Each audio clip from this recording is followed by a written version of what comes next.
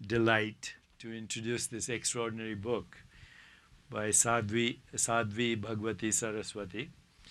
The book is called Hollywood to the Himalayas, A Journey of Healing and Transformation. I've known Sadhviji for a long time, and I know her story as well.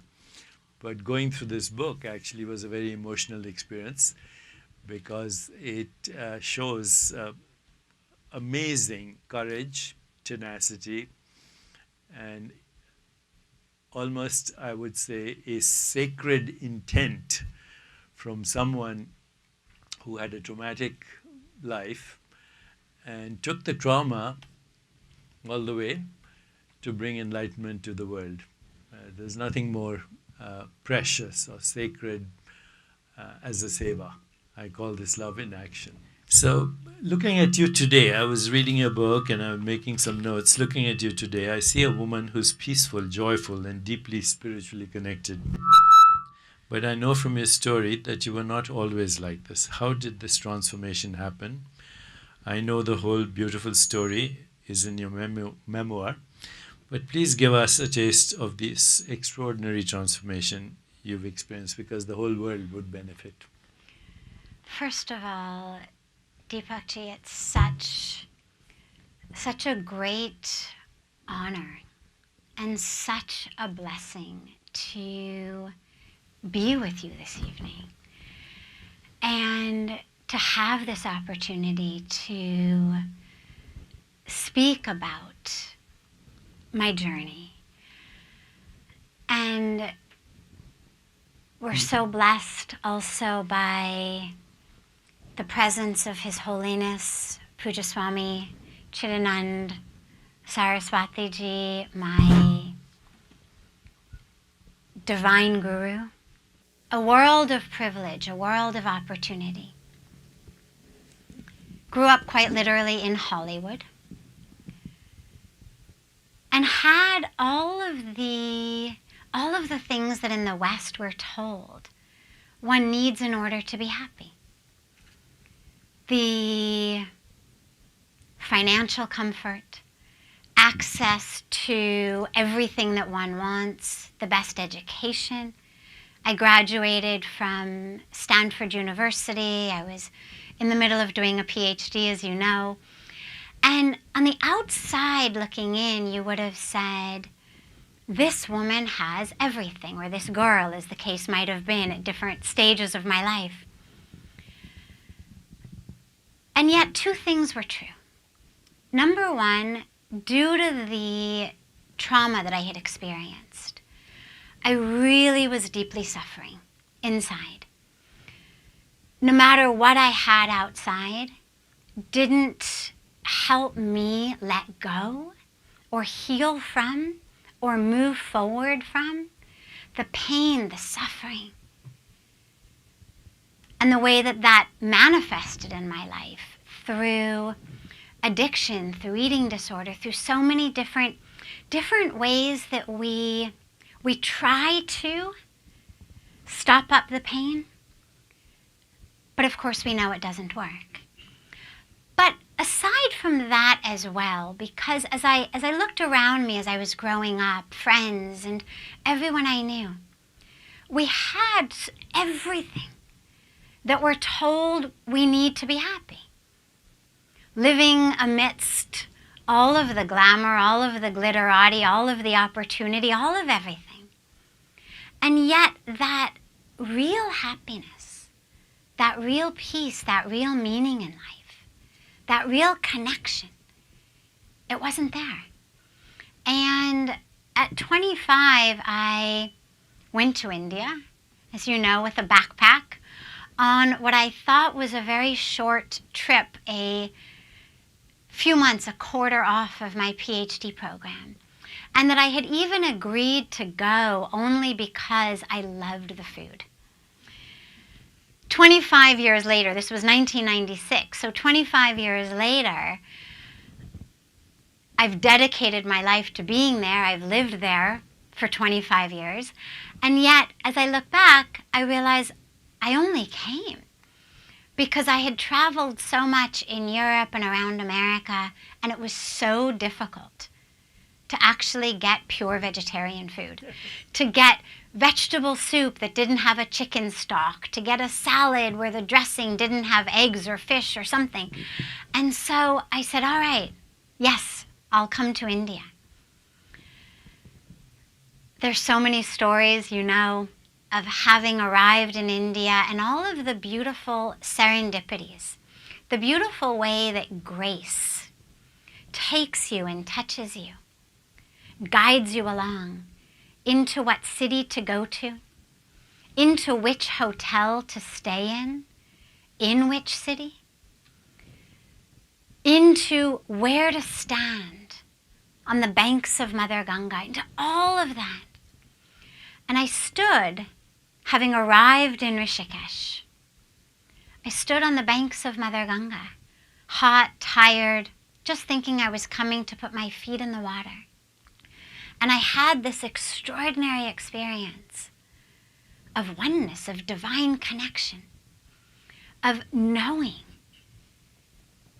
the presence of the divine, and knowing that I was one with the divine, and knowing that no matter what had happened to me, no matter what I had experienced, no matter how much I felt not enough, unworthy, that here I was, actually in absolute expansion, infinite experience, one with the divine. And that was when I realized that life is not, as Puja Swamiji reminds us, about filling your shelf, but actually about recognizing the fullness of yourself. And that was when I knew this is where I need to be. This is where I'm supposed to be. And over the next 7-10 days, there were these series of experiences of serendipity, but really that's just grace flowing through in life, in which I literally heard a voice telling me as I was walking through Parmarth Nikatan Ashram, the ashram I now live, hearing a voice say, you must stay here. I then literally got my feet glued to the ground of the ashram. I was trying to walk out, and literally my feet were glued to the ground. I could not pick them up. I thought I had stepped in some, Indian version of crazy glue or something.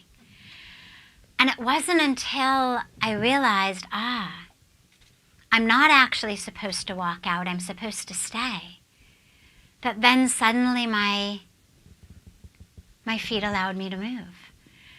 And so that transformation was one of realizing I'm not my story. And as I got touched and taught by Indian culture, by the Vedas, by the science of yoga, by the spiritual tradition, I found I'm not my body. I'm not its shape or its size or its history or what's happened to it. I'm not the chemical and electrical patterns of behavior in our brain we call emotions, but actually that I was one with the divine, that I was love, I was truth, I was consciousness. And that was the incredible soil in which the healing and the transformation and the expansion and the joy and all of that has taken place over the last 25 years. And of course I've skipped a lot of parts, but they're all in the book. They're all in the book. So I have a question. You were traumatized, I know the details, sexually abused. These days, when we seek justice, there's the idea of revenge, or justice means getting even. I found that you found a place of forgiveness in your heart. How did you do that? Yeah, forgiveness. And, it's so interesting because you're right. Usually vengeance is the first thing that we want. when someone's harmed us deeply or harmed a loved one or harmed Mother Earth, first thing we want is revenge. It was not easy. I've learned over the years the distinction between simple and easy. It was simple. It wasn't easy. And it began actually, I had been in India, I had been in Rishikesh maybe 4 or 5 days. And Puja Swamiji would give daily darshan, where people would come in to have blessings and ask questions. And I asked him one day, the questions were over and he looked at me and said yes. And I asked him a question about fear. And he said, you fear because you don't trust. And I hadn't up until that point told him my story. I was in such a state of ecstasy that the last thing on my mind was how I was suffering. I was in just constant joy and bliss. I just kept saying, oh my God, it's so beautiful. Oh my God, it's so beautiful. Oh my God, it's so beautiful. So I wasn't at that point moving through the world with that suffering in me. But I knew that I struggled with fear a lot, with stress a lot. So little fear, big fear. I didn't trust the universe. I didn't trust myself. And I asked him, and he said, you fear because you don't trust. And I told him my story, why I don't trust. Here's what's happened. Here's how I've been abused. Here's how I've been abandoned. Here's my story. And it was a story that up until that point had always gotten me a lot of sympathy. It was a good story. It was something that people had always said, oh, ho, ho, you poor thing. You know, and it was a story that enabled me to stay stuck. Whether stuck in addiction, whether stuck in depression, whether stuck in ways of moving through the world. But it was a story that made no one say to me, how are you going to step up to the plate of your life? Because the sheer fact that I was managing to excel in school, that I was managing to get this degree, that I was managing to do all of this, that I was managing my life, seemed impressive enough. But Puja Swamiji looks at me and he says, are you going to take that to the grave with you? And I was like, no. And he said, so are you going to give it up on your deathbed? And I said, no. I was only 25, remember. And he said, well, how about a week before you die? How about a month before you die? And I'm thinking, is he trying to tell me something? Am I like about to die? And I said, no. I'm in therapy. I'm undergoing process. You know, eventually I will heal. No, I don't want to take this to the grave or my deathbed. And he looks at me and he says, you're waiting for someone to draw the line. No one will do it. No one is going to come in and draw the line and say, you can be done. You can be free. He said, it's up to you. You can carry it to your grave, or you can give it up tonight. Tonight? He said, yeah, we have this beautiful ceremony called the Arati ceremony, a lighting ceremony on the banks of the river. And after the ceremony, he said, I want you to take part in the ceremony, and then after the ceremony, I want you to go into the river. And I want you to hold water from Ganga in your hands and offer your pain, your anger, into that water and then into Ganga. Now, I was an academic. I was a scientist. And I was getting my PhD in psychology. So, in my mind, the idea that a river was going to be the answer to what ailed me, it was inconceivable. And yet, I said, okay, these words have been spoken by this great being. Okay, I know it's not going to work. I mean, I was sure it wasn't going to work. I was sure there was no way it was going to work. But I thought, it's been spoken by this great being. The least you can do is be sincere about it. You have no idea why you came to India. I was living in the San Francisco Bay Area where we had great vegetarian food on my corner, Indian vegetarian food. There was no reason to travel around the world to get Indian vegetarian food. I said, so I don't know why I've come. Maybe it was to hear these words. Who knows? So I took a vow simply that I would do it sincerely. Again, I knew it wasn't going to work, but just that at least I would be sincere and respectful to the instruction given by this great being. And I stood in that water, and I cried, and I pulled up pain, and I cried, and I stood there until I literally could say, I forgive you, and mean it. And until all of the pain that I could find in anywhere in me had been pulled up and offered into this water. I have no idea how long I stood there, but I finally offered it. And what I realized is, and have learned over all of these years, is we don't forgive, and this is key. We don't forgive because what the other person did was right. And so that yearning for vengeance says what you did was wrong. And there is nothing wrong with that. That's what we've got this great law of karma for. That's actually going to make sure that apple seeds become apple trees, and that seeds of abuse and injustice and harm, as you know even better than I do from your wisdom of the teachings and the truths and the scriptures, those seeds blossom into trees that give fruit in people's lives. The universe doesn't need us to be the secretary keeping track of who's done what. God didn't say, hey, do me a favor. Could you keep track of who's been good and who's been bad? We don't need to do that.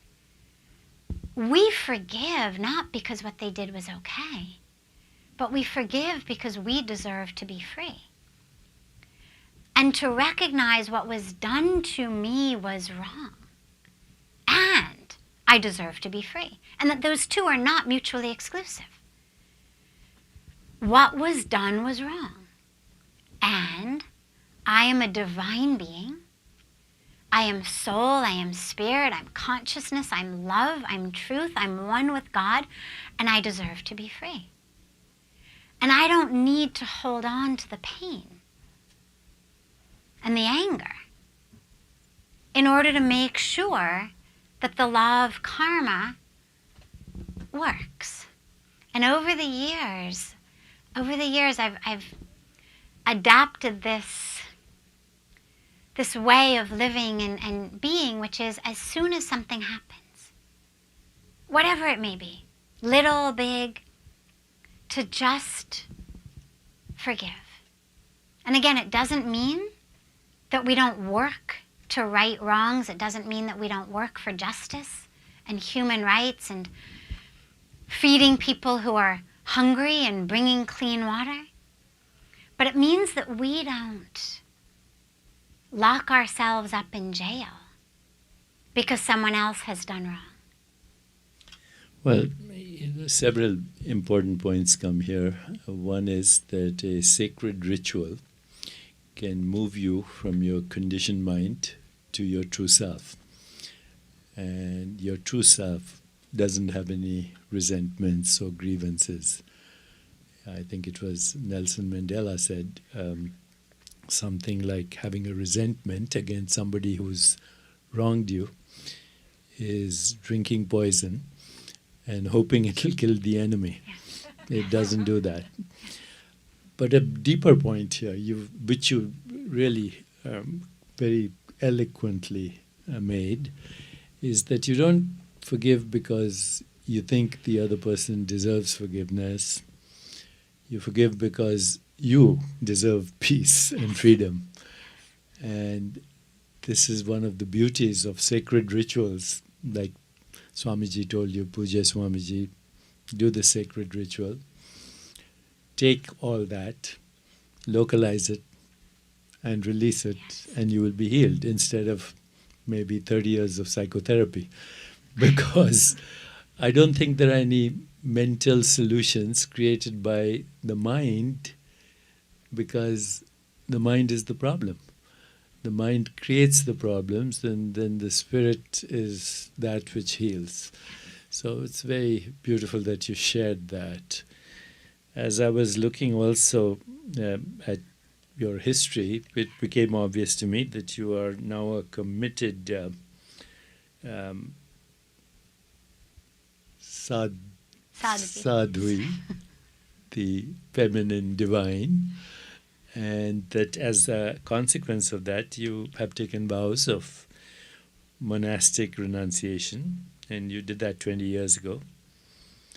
First of all, what inspired you to do that? And given that you came from a completely different environment, completely different ecosystem, where that is almost considered, wow, at a young age, what is she doing? So can you elaborate? First of all, is this kind of renunciation really crucial for spiritual growth? And did you have challenges? So first of all, renunciation on this level, the level of the monastic renunciation. So the orange robes are the symbol of, just for all of our beautiful family who aren't aware of that, the orange robes are the symbol of the monastic renunciation. And so it's literally like the equivalent of being a monk or a nun. You take vows of celibacy, vows of simplicity. And first of all, no, it is not necessary at all. Our scriptures are filled with, in fact, if you look at the rishis and the sages and the yogis in our scriptures, very, very few of them are actually renunciants. The vast majority of them are what we would call householders. People living in the world, married people with families. So absolutely it is not necessary. The only thing that's necessary to renounce for a spiritually connected life is your attachment to that which keeps you from living a spiritually connected life.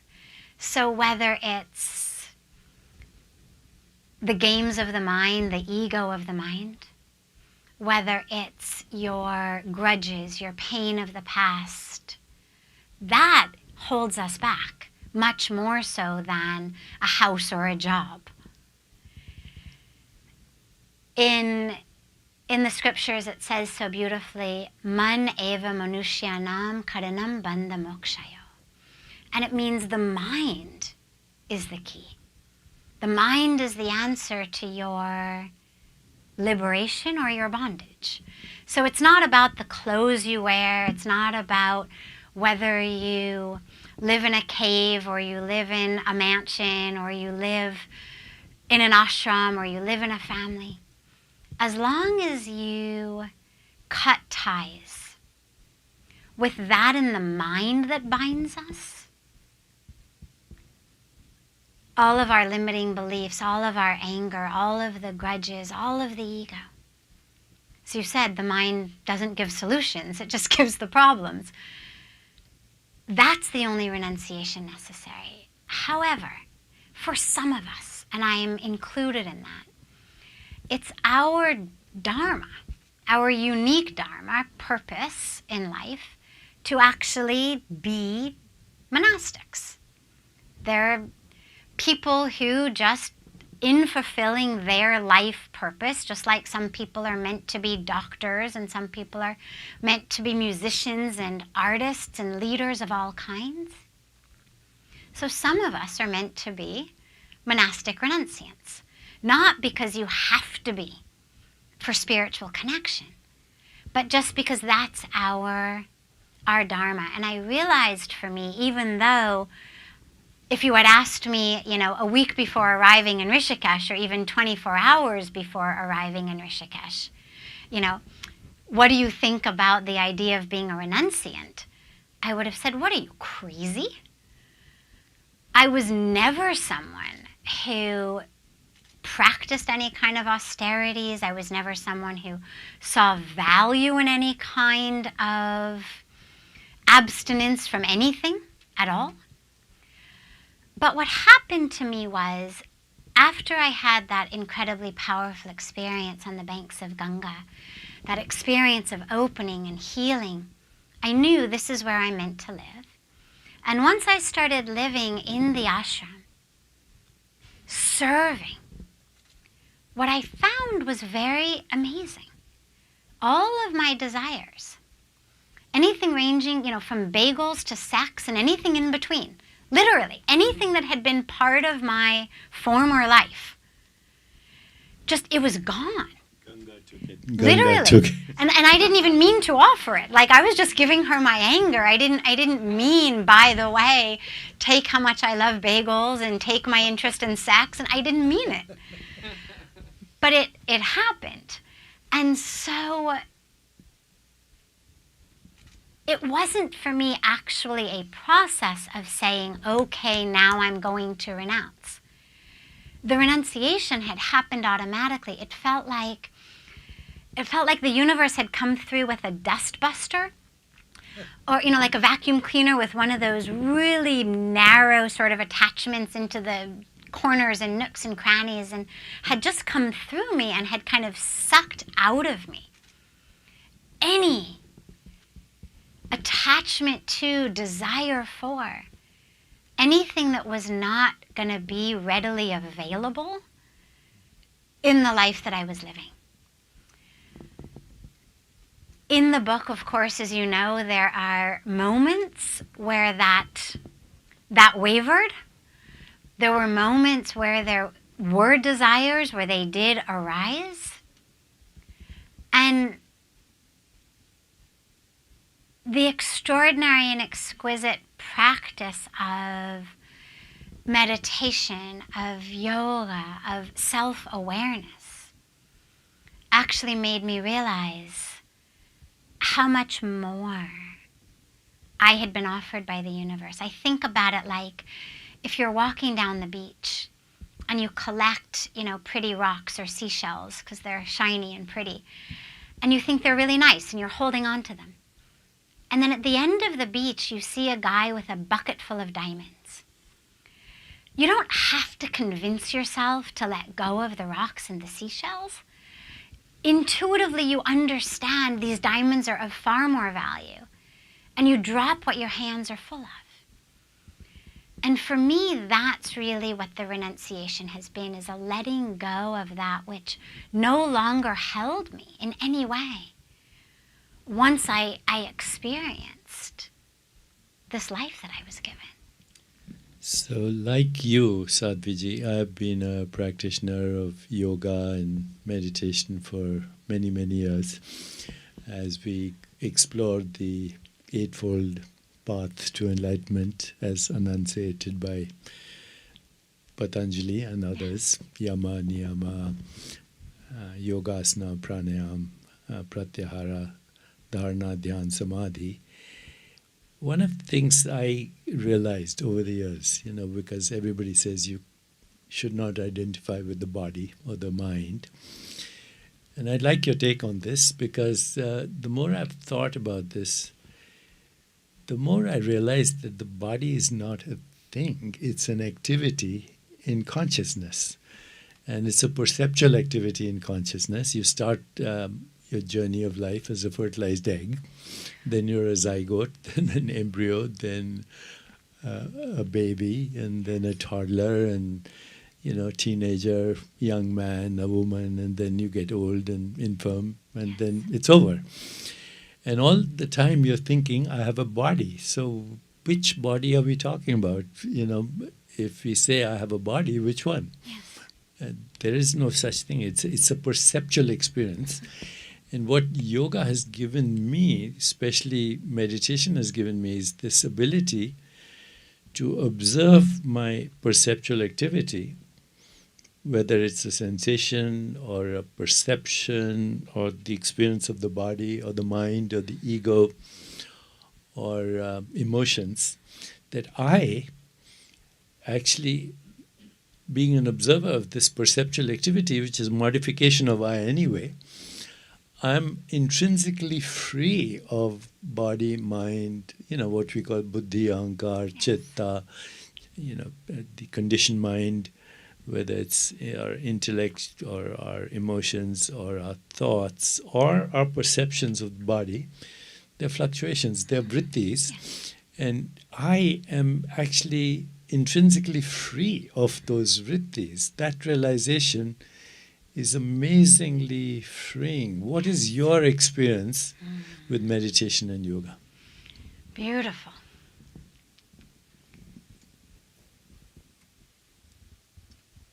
And you mentioned you've been a practitioner of yoga and meditation for many years, but the way that your practice has actually rippled out and touched so many people and has brought yoga to so many people is such an amazing blessing. And so as you share this, I think about not just the extraordinary experience and awareness that you've had, but how many millions of people's lives are impacted by that, and how many millions of people change how they think about themselves based on that. And yes, for me, yoga has become my life. But not just the yoga asanas. As you shared, we've got the 8 limbs of yoga, beginning with how we move in the world, with ourselves, with others, moving up through the body, through the breath, through the awareness, finally into this state of samadhi, this state of oneness, of union. We also have, in the Bhagavad Gita, where Krishna speaks about the 3 streams of yoga.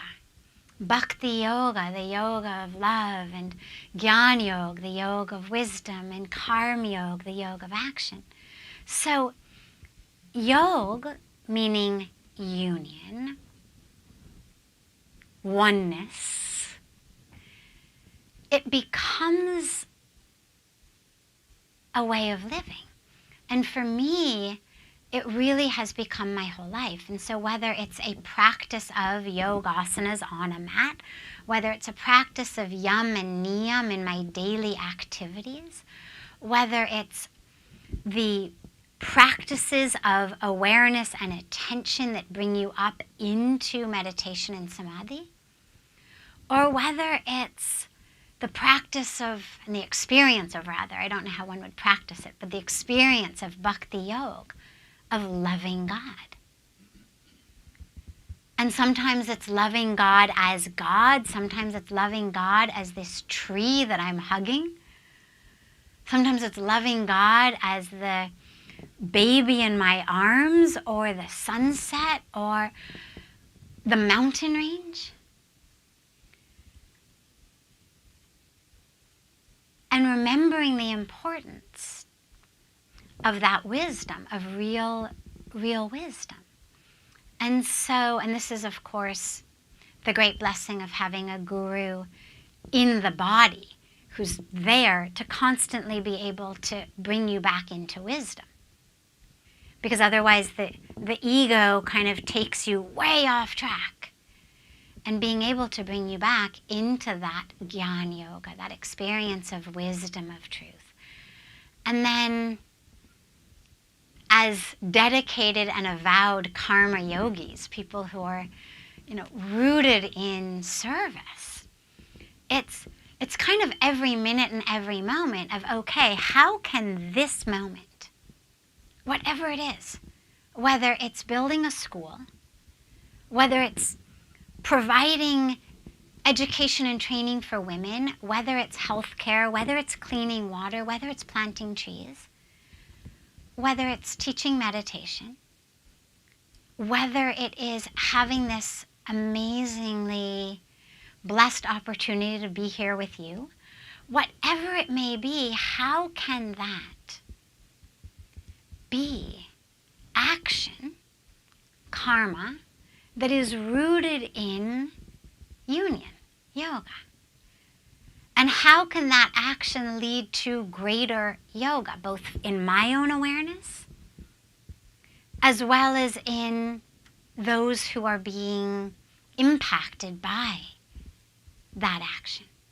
So it's become really my whole life, and I just wanted to also speak to that beautiful moment that you spoke about of watching the physical body and recognizing it isn't you, and whether it's the arm that's hurting or whether it's a chemical and electrical activity in the brain, but being able to witness it, to just notice it like a bird flying in the sky, and how that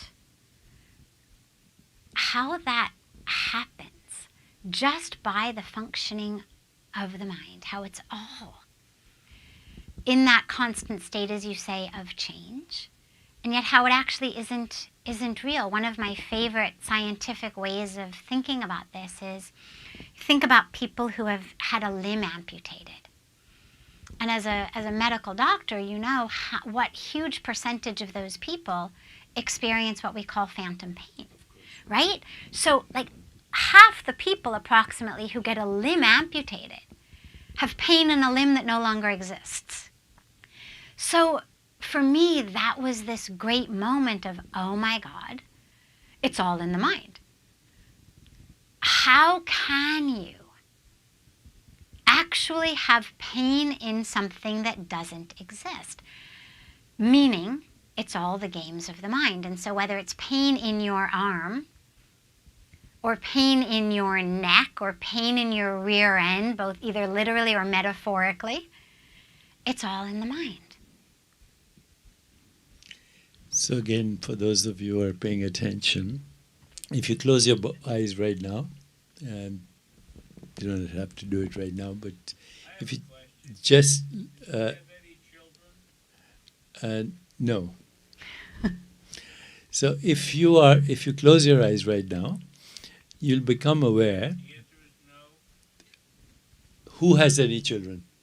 I asked the question. I wanted to know if she had any children. Me or Sadhviji? The woman that you're talking to. Me. Yeah. I do not have any biological children. I have one adopted daughter and a whole host of children who, through our services, we have adopted in a variety of capacities. Yes. The None from my physical womb. Yes, exactly. Many from my heart. That's it. To continue, thank you, Sadhviji. To continue, if anyone closes their eyes, you'll become aware in a second that you are speaking to yourself. Okay, and you're recalling stories. And if the story is pleasant, you feel a nice sensation somewhere in your body. If the story, your interpretation is unpleasant, you feel unpleasant sensation in the body. So your physical body is actually what many wisdom traditions, including the Buddhists and the Vedantists, say. This is the karmic body. This is the pain and pleasure body that is being reflected at this moment as what we call karma.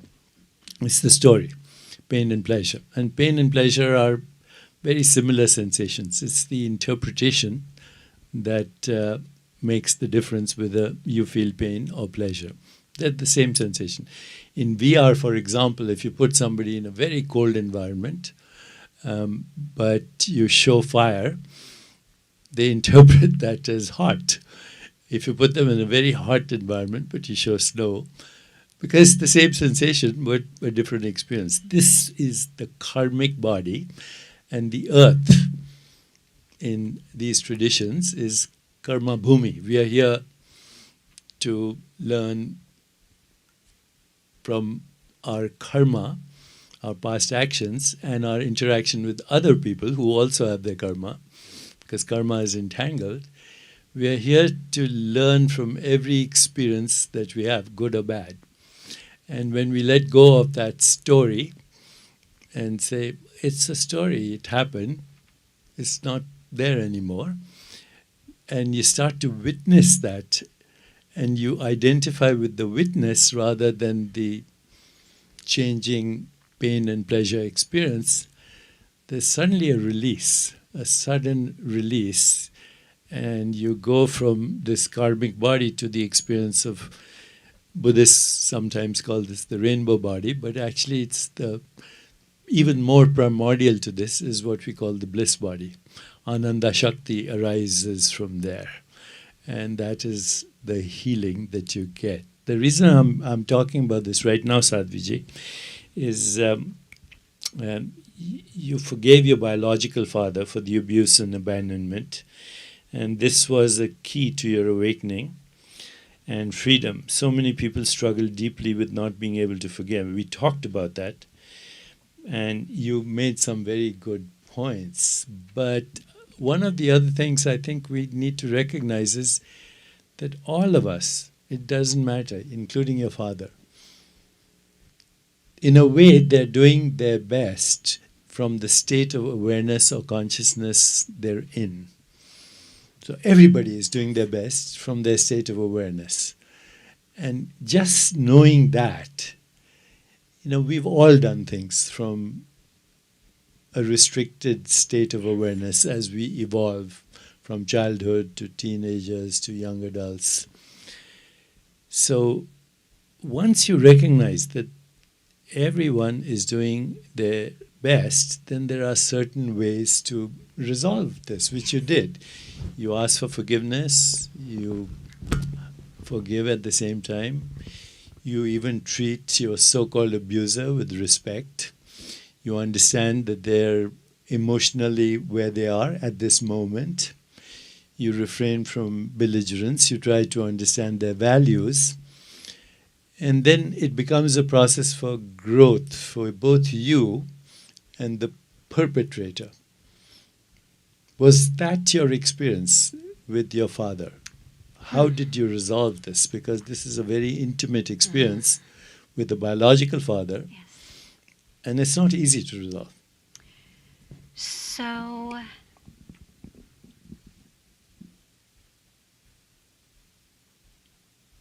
the resolution happened mostly within me. In understanding what you've just explained so beautifully is how everyone is doing their best with, as I think about it sometimes, the toolbox they've been given. And if you come upon a nail in the wall that's sticking out of the wall and you open your toolbox and you don't have a hammer but you've got a spoon, you're going to use the spoon and you're going to bang it into the nail, and you're not going to do a very good job. But you didn't have a hammer in your toolbox. And in the same way, I came to understand that people who harm us are doing that because that's all they have, that they're actually just sharing with the world what they have. Like an air conditioner shares cold air, and a heater shares hot air, and a light shares light, a microphone shares sound. That's what they've got. What he had was pain, confusion, anger. He had been severely abused in his childhood. He had never dealt with it. So when I let go, it enabled me to heal and live and move on and find joy and peace and all of that. But I'm hoping, he has since passed away, but I pray that he experienced some level of peace. Whenever I met him, and I did meet him toward the latter years of my life, he came back into my life, and I tried as much as possible to meet him with non-belligerence, with respect, not for his actions, but for the troubled, haunted being, and mostly just in peace and in love. Now, he said to me, the very first time that I saw him after having not seen him first for 10 years and then again another 10, 15 years, his first words were, if you're looking for apologies or repentance, you're looking in the wrong place. So up until his passing, he had absolutely no admitted experience of wrongdoing, of pain, of an empty toolbox, or anything like that. But in a lot of conversations with Puja Swamiji, I realized he doesn't need to realize what he's done. He doesn't need to apologize. That's an irrelevancy. That's for him. For his own peace, for his own karmic journey, he has to have awareness, but not for mine. And so whenever it's right that it's going to come to him, it will come. But what's most important for me was to be able to meet him, and then when he passed away, to be able to look back and realize I had met him with love, with caring, with respect. And I told him at one point, I said, I know everything, and I forgive you. And he didn't respond. But when I got the news that he had passed away, I held on to the idea that at least in his last moment, maybe he thought of that. And if not, that's okay. The universe, as you know, is infinitely patient and is very prepared to give him another birth to work it all out again. And, whenever it's the right time, he'll experience it. So we keep recycling till we get it. Recycle till you say, been there, done that. You mentioned all the different aspects of yoga, and you used the word Yogasana. I have been doing yoga practice for a very long time, and in the beginning, actually, I was not as enthusiastic about asana as I am now, because for those of you who don't know, asana means seat of awareness, seat of consciousness. So every asana is actually a seat of consciousness, a seat of awareness. And yoga practiced correctly with dhyan, dharana, drishti, gaze, breath, focused awareness, pratyahara, is actually very healing. And it actually makes you even a bigger enthusiast of the yamas, the niyamas, the dharana, the dhyan, the samadhi. But I want to ask you a very important question right now. As I look at you, you're at peace. You're the embodiment of equanimity. You express spontaneous joy, and you tap into your inner self. Is it possible for a human being, irrespective of what is happening? See what is happening right now, if you look at the world, and if you're honest about it, what do we have in the world right now? We have conflict, we have terrorism, we have gender inequality, we have racial inequality, we have extreme poverty, we have an unsustainable planet, we have extinction of species, and we right now have pandemics all over. It doesn't look good out there, right? Is it possible to have this experience, joy, equanimity, peace, irrespective of what is happening? Can you start from joy no matter what? And do you have to go to the Himalayas to do it? I would say you have to go to the Himalayas in your heart, but not necessarily in your body. Because as long as we are anchored and rooted in the drama that is taking place around us, we're going to go up and down with it. As long as we're anchored into the external waves of the ocean, we're going to go up and down. It's great if you like surfing, but it gets tiring after some time. But if we're able to anchor ourselves deeply in that ocean, then even though there's waves on the surface, it's not that we have to stop the waves of the ocean so I can find peace.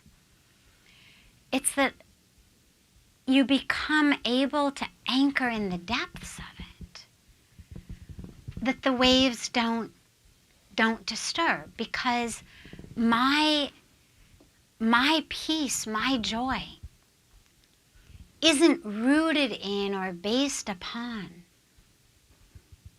decisions that other people are making, things that are happening in the external world.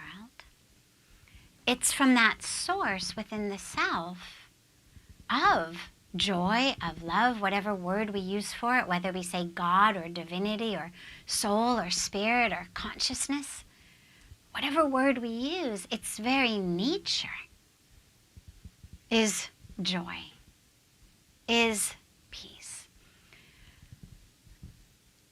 And that, in many ways, actually is what I wrote the book for, was to help people realize, okay, my arc, my physical arc was Hollywood to the Himalayas.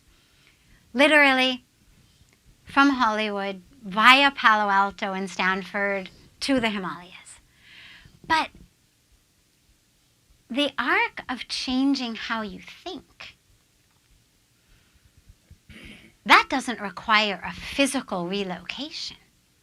But it requires a shift from what I call the Hollywood way of thinking, which says you are your body, you're its size, its shape, its color, its race, its religion, its history, its relationships, its title, its bank account, which leads to suffering.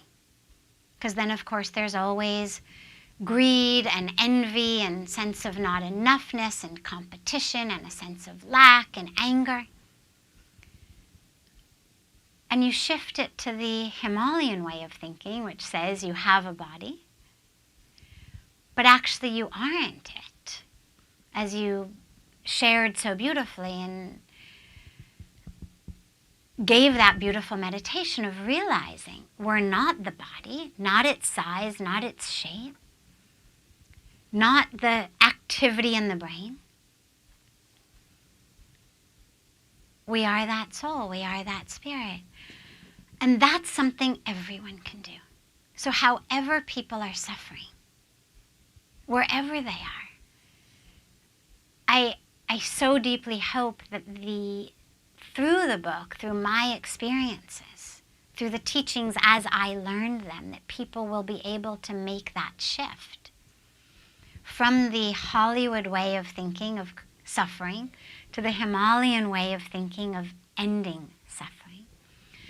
But very lastly, I wanted to just speak to something, because all of that is critical so that we may be in peace and in joy and in truth, which is all of our collective highest dharma, to know the truth of who we are, to experience that divinity in ourselves, as ourself. And we live here on planet Earth. Karma bhumi. Exactly.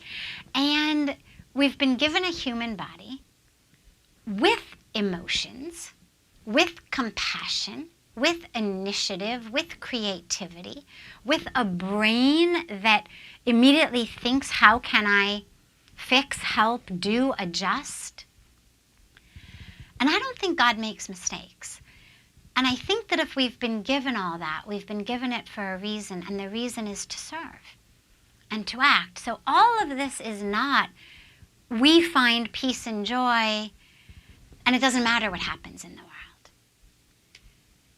The peace and the joy is a prerequisite to actually being an effective and efficient instrument of service in the world. Because if I'm not anchored in my own truth, then it becomes all about ego. As Puja Swamiji always says, between egos and logos, it's amazing that any organization or anybody ever gets anything done, because that's all we're worried about is our egos and our logos. And so we have to be anchored within in order to be able to be those vehicles and vessels of action. But the hunger in the world, the strife in the world, the injustice in the world, the environmental destruction in the world, the answer to that is not, how can I be in peace and let the world go to nothing? Let the world collapse, let people suffer.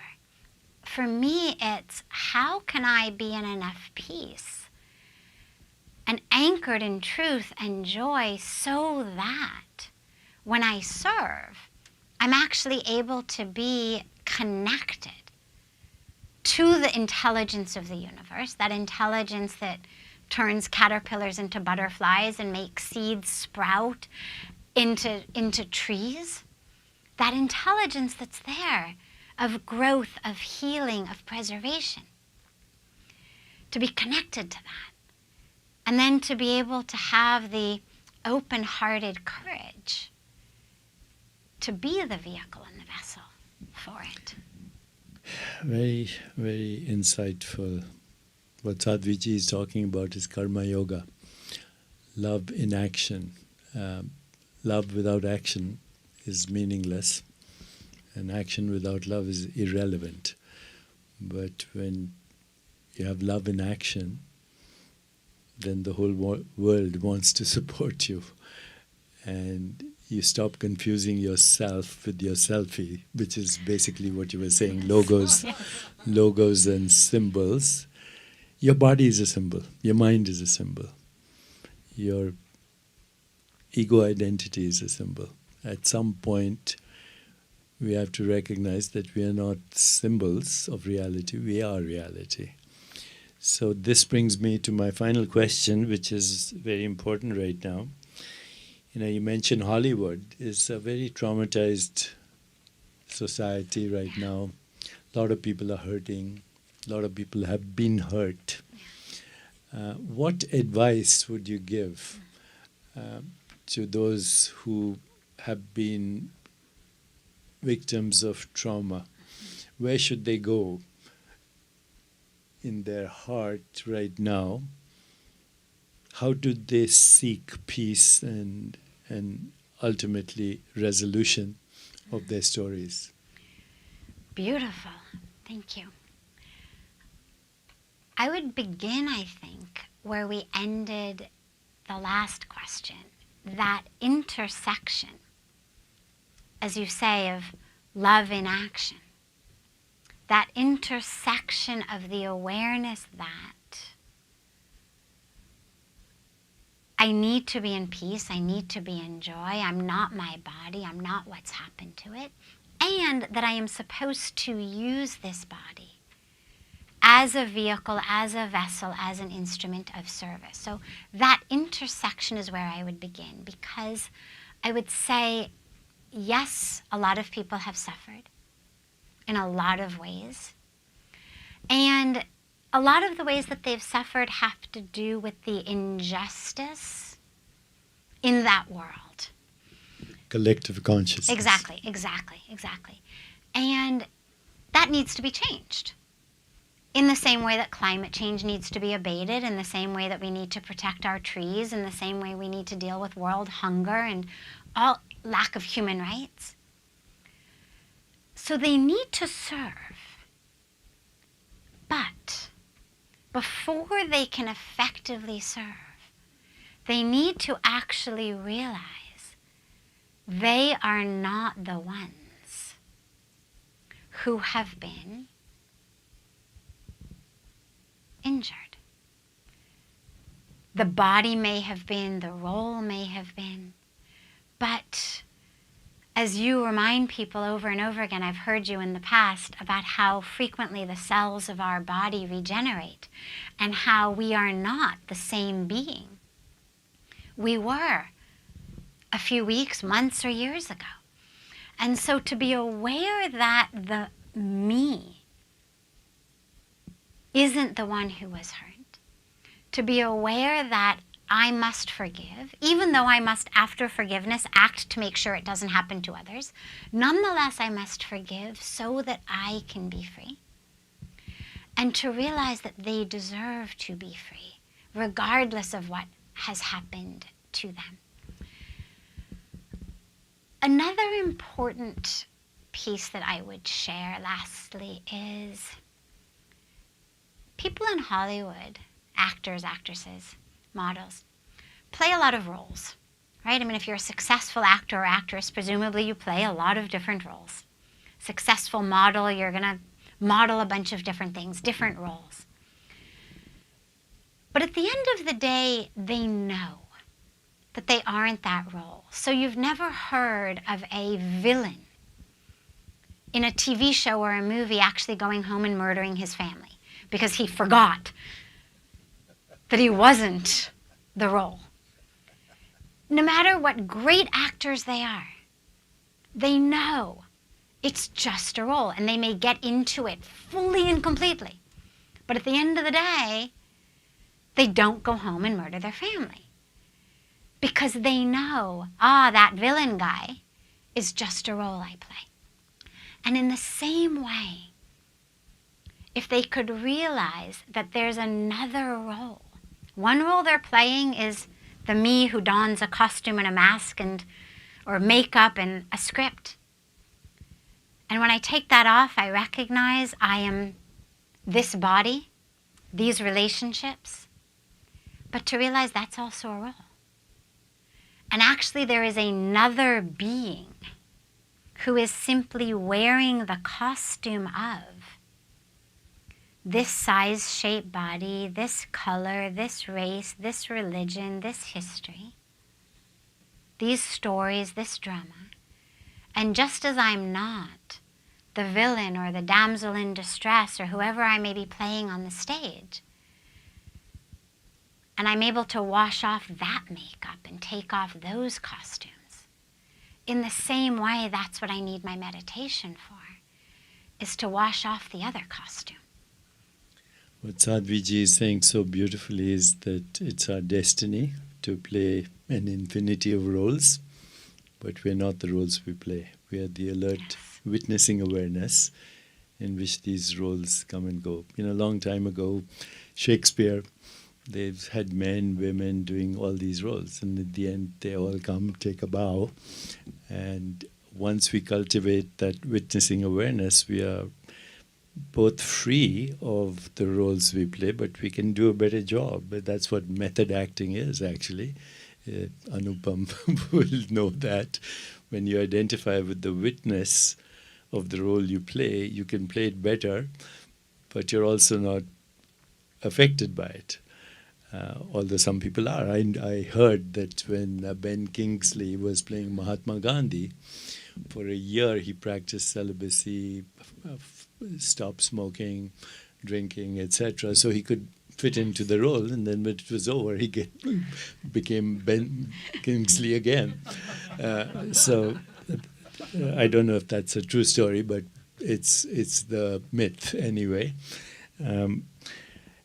Your book also contains teachings and tools and insights for people regardless of whether they go to the Himalayas or not. Can you give a peek into some of that? That'll be my last question. Sure.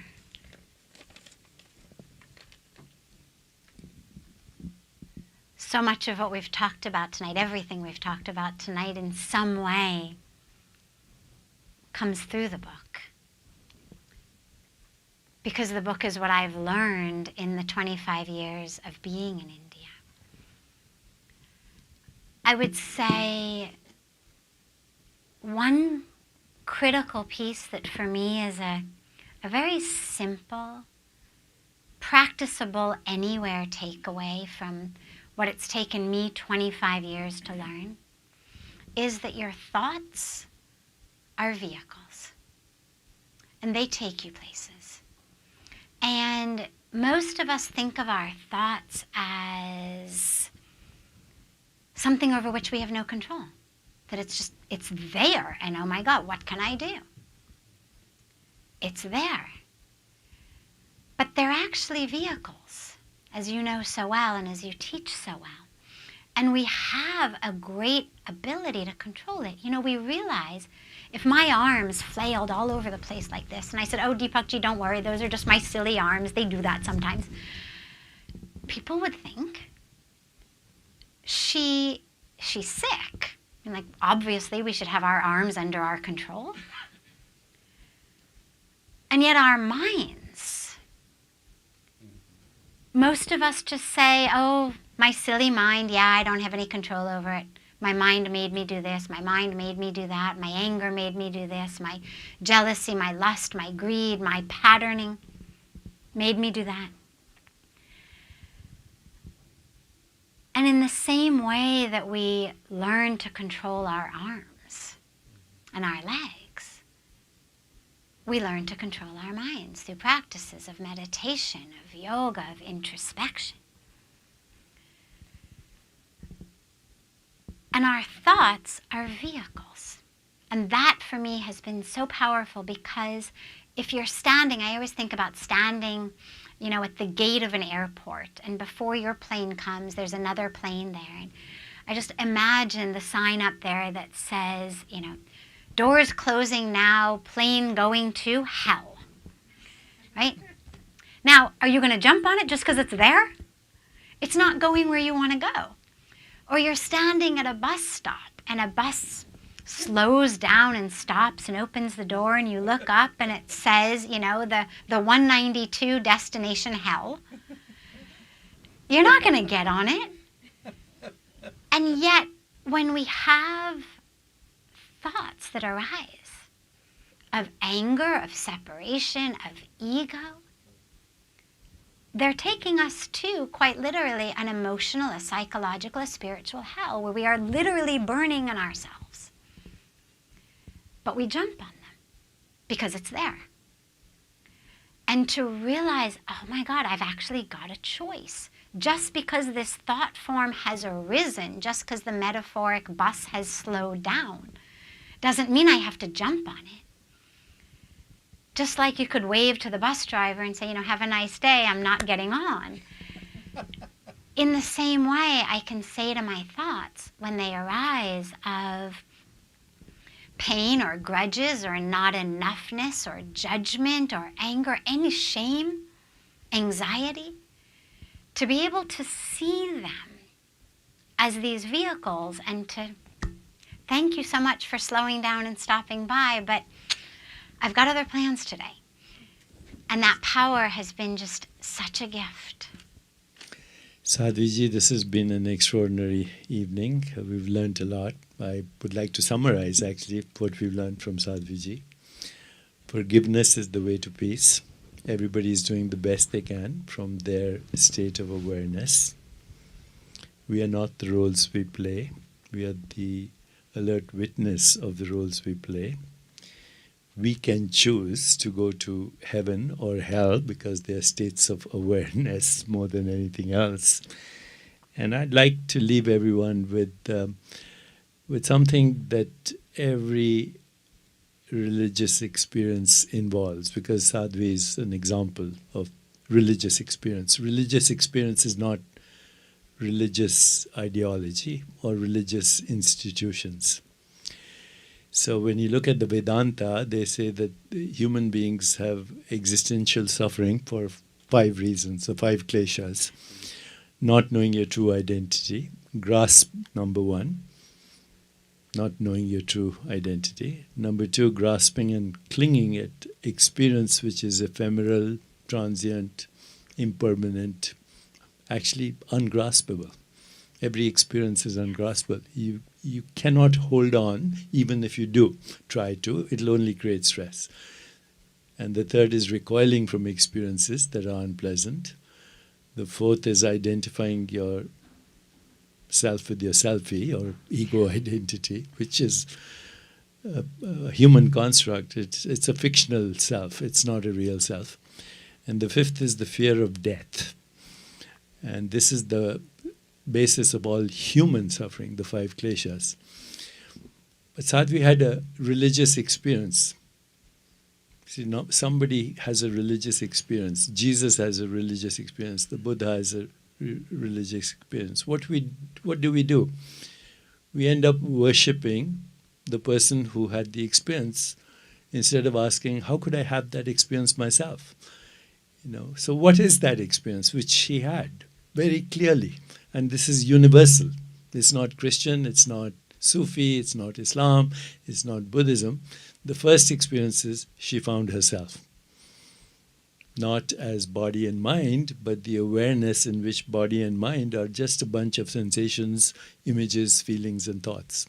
There's no body, actually. It's a human concept for intermittent sensations, images, feelings, thoughts, perceptions. So she transcended that identity, number 1. Number 2, the spontaneous emergence of truth, goodness, beauty, harmony, empathy, compassion, love, inaction, joy. And number 3, the loss of the fear of death, because death happens to experience, not to you. The real you is never born and never gone. And that's perfect example here. So very grateful to you, Sadhvi. We all want your experience. If somebody is pointing to the moon, you look at the moon, you don't worship the finger. Okay, so with that, I'd like to close, and I think Puja Swamiji has a blessing for both you and me. Before we conclude, here's the book. Hollywood to the Himalayas, a journey of healing and transformation. A remarkable journey by Sadhvi, Bhagawati, Saraswati. Glory to you.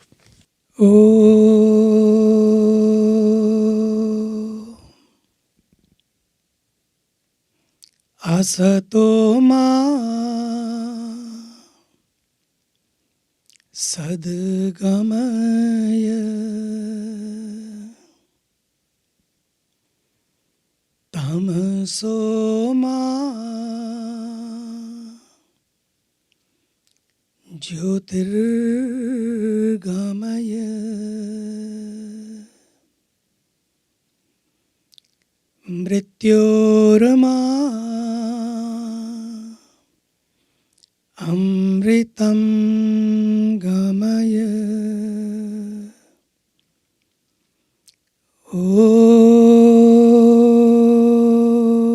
Om Shanti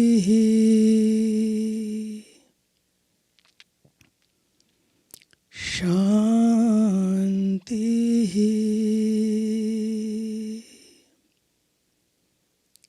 Shanti.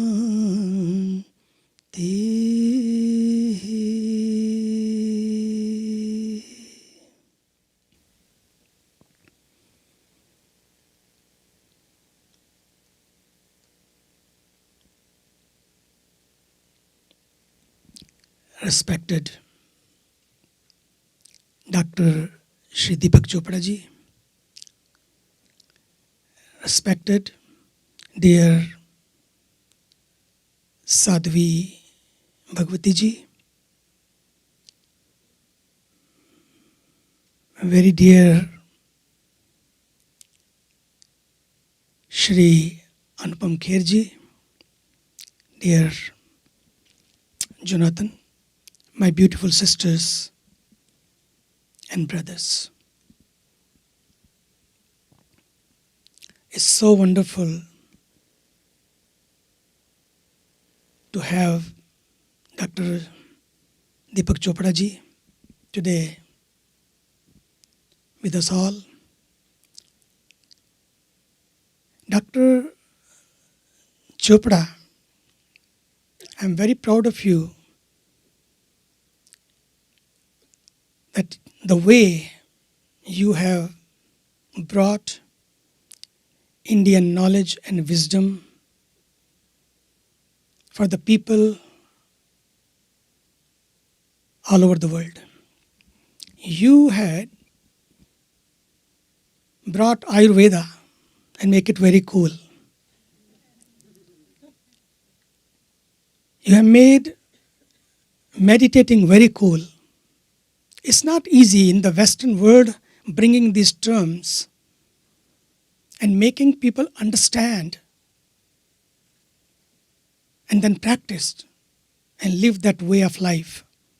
But you made meditating very cool. You made spirituality very cool. And it's so wonderful.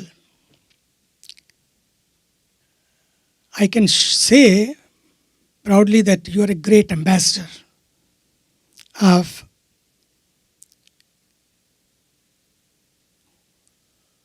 wisdom and true knowledge, which is universal. And you brought people all over the world. And you are touched and transformed millions on this earth. Sadhviji is very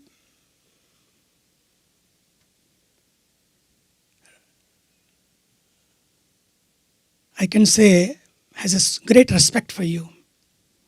And whenever it comes to Deepak ji, she has a great feeling and great respect about you. I can go on, and because time is very short, last.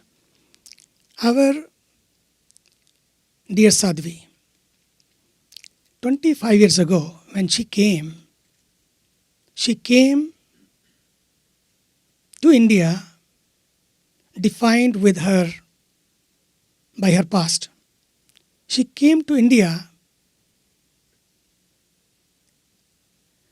chained by her past. She was chained and defined. I could see. But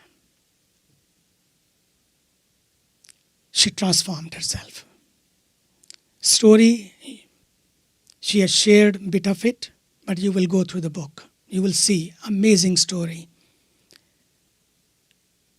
She could have gone, and it could go to 1,000 pages. But then, because people have to take in their hands, it should be not that bulky.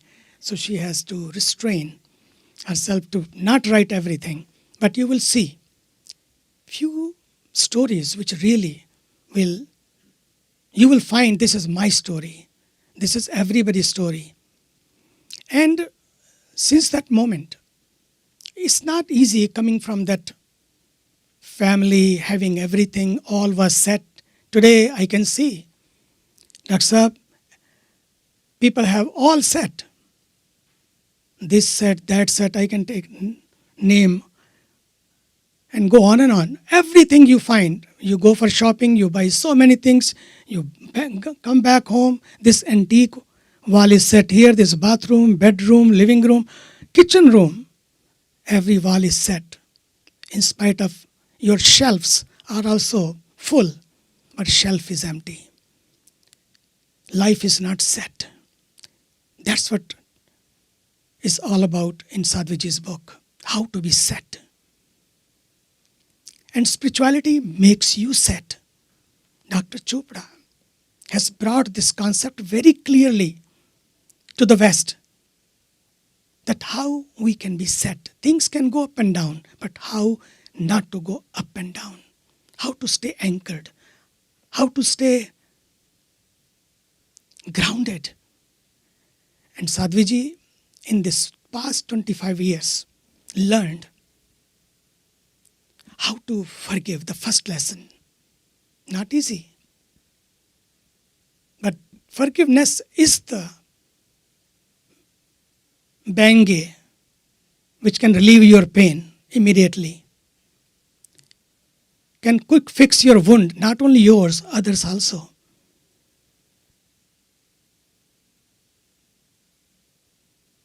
She learned how to let go. And she learned how to serve. And she learned, if I don't forgive, I don't want to be in pieces. I want to be in peace. I don't want to stay in my life bitter. I have to become better every day. I have to check my balance sheet. How to take care of my balance sheet. And that's the only ways when you forgive and be free. There is a freedom immediately. The freedom, the joy, the peace right there. I remember last in my jungle days, I was very young, Dar Sahab, after receiving the touch of my master at home, 1 year of silence, he sent me to the forest. In that young age, so many lessons, so many things, the power of grace, how it works, but not to go on those stories, but can tell you, it's not those stories of the jungle can work only in the jungle, in the Himalayas, in the mountains. Your Himalayas is right here. That's what the book is. The Hollywood to the Himalayas is not you have to go to the Himalayas to find your Himalayas. Your Himalayas is right here. Whether you live in the caves or in California, whether you go to the mountains or in Manhattan, it's right here. And you will learn all of that. And I'm so proud of her. She's a blessing. I see people come to our ashram from 150 countries, almost. And when they come, what she has learned, the secrets of the Himalayas, she shares with them. And I can see the impact on those people's lives. Tears in their eyes. And thank you, Sadhviji. And then they leave. And wonderful. Dr. Sahab, so proud of you. So proud of you. सच्ची आपने बहुत दिया इस संसार को. बहुत अच्छे.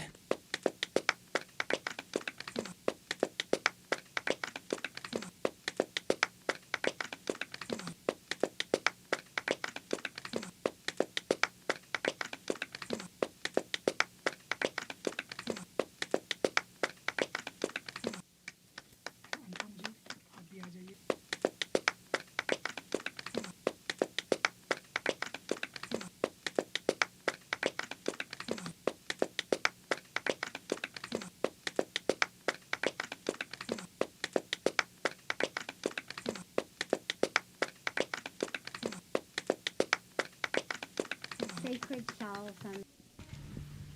As I mentioned in the beginning, but those of you joining us online weren't able to see visually.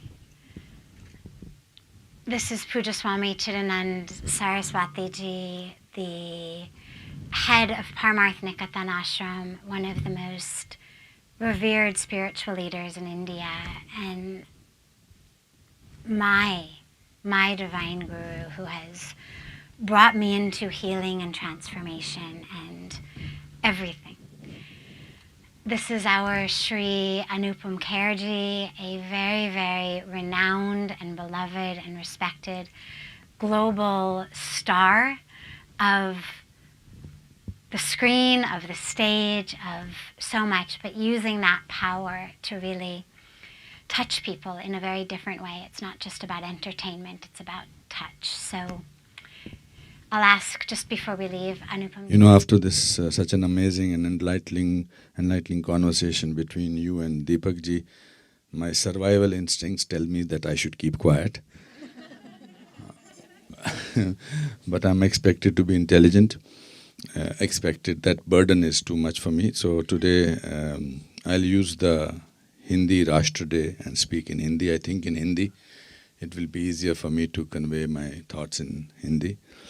First of all, I must tell you that Parmarth Niketan के बारे में मेरे दादाजी हर साल, my grandfather every year for over 25 years used to go 2 months in a year to Paramath Niketan. So I know Paramath Niketan from those days. And the conversation that both of you had today, actors are restless, you know, but I was so peaceful sitting there and listening to this conversation. My education came from my grandparents' stories. We lived in a joint family, my grandfather, grandmother, uncles, aunts. My grandfather used to say, and he was also principal of a yoga teacher in Kashmir, yoga institution in Kashmir. I have seen him, whenever we wanted something from him, he will say, stand up on your head and ask for it.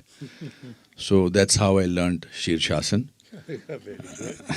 Mine is Yes, Shavasana. exactly.